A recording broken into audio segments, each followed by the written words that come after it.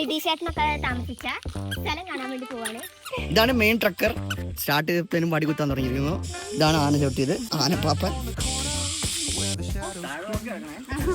ആരും എടുക്കൂല. ആടും മലയും താണ്ടിയാണ് എന്റെ വലിയൊരു നിലയിലെത്തിയത്. പണ്ടെങ്കിലും ഇതിനെക്കാട്ടും മോശം. ഇവിടെയാണ് രാജഗോപാലനെ പിടിച്ചത് കെണി വെച്ചിട്ട്. എല്ലാരും കള്ളാന്ന് വിചാരിച്ചു, പക്ഷെ അല്ല. ഇവര് സ്കൂളിലേക്ക് പോയ വഴിയാണ്.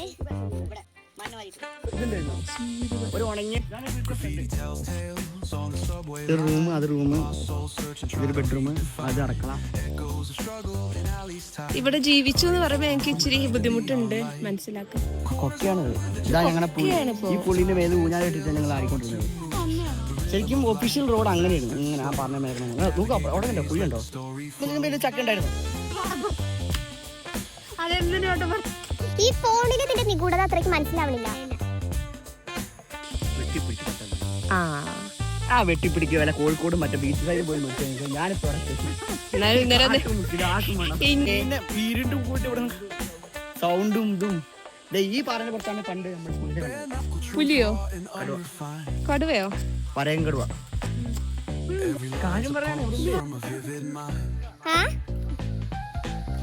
എനിക്ക് ചന്ദനപ്പറമ്പ് ഉണ്ടായിരുന്നു. പണ്ടത്തെ കാട്ടിലായിരുന്നെങ്കിൽ പണ്ടത്തെ വലിയ പുള്ളികളായിരുന്നു.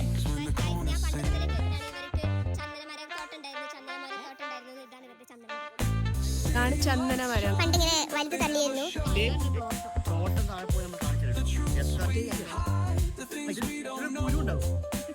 ഇതാണ് ചന്ദനത്തോട്ടത്തിന്റെ ഉടമസ്ഥൻ രഘുനാഥ്.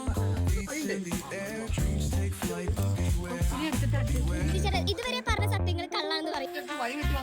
ഇതിന്റെ മേലെയാണ് ഈ പറഞ്ഞ പണ്ടാറ് ചവിട്ടിയിടുന്നതാണ്, മുനിമാരി ചവിട്ടിയിടുന്നതാണ് പറഞ്ഞ കാലിന്റെ ഭാഗം. ഇതിന് തൊട്ട് മുകളിൽ ഒരു വലിയൊരു ഇടുക്കുണ്ട്. ആ ഇടുക്കിൽ ഫുള്ള് വവ്വാലുകളാണ്. അതല്ല അതല്ല അത് അത് നിറഞ്ഞാക്കാനുള്ള. പക്ഷെ അതിന് മേലെ കയറാൻ പറ്റില്ല. ഞാൻ സൂട്ട് വെച്ചു.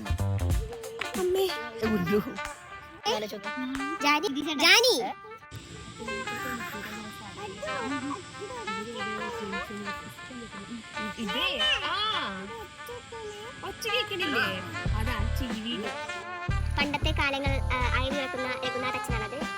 അച്ഛനെ ഏറ്റവും കൂടുതൽ അഭിമാനിക്കുന്നത് വയനാട്ടിൽ ജനിച്ചു എന്നതാണ്. മുള്ളമ്പന്നിക്കാട്ടം. ഇതിന്റെ മേലാണ് കുരിശുംപാറ. ഇതാണ് നമ്മൾ നേരത്തെ കയറി വന്ന വഴികൾ. കാണിച്ചതേ വലുത് കിട്ടി നമുക്ക്.